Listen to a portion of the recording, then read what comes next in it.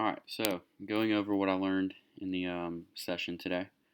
So the first thing I learned was I kind of refined my understanding of the biological perspective.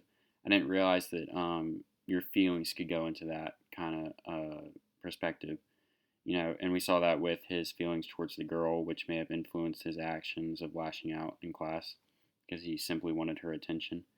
So I did not realize feelings could go into that one.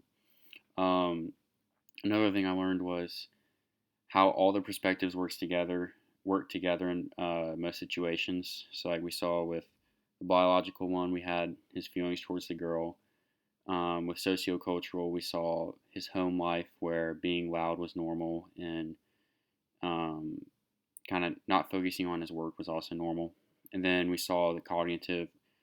I mean, he was taught to be loud, so and he has memories of it, and that may have affected how he comes at new situations. And we saw how when the teacher told him to quiet down, he was really confused. He didn't know what that meant, which was also cognitive. So that was interesting, kind of seeing how they all work together.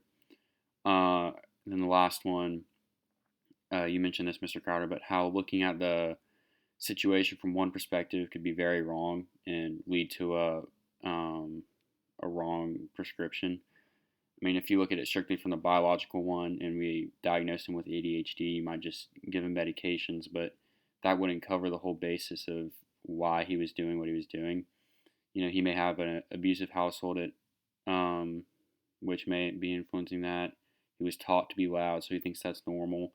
So, like, the ADHD meds wouldn't simply cure all of those actions, which is really interesting. So, yeah, that's all I learned.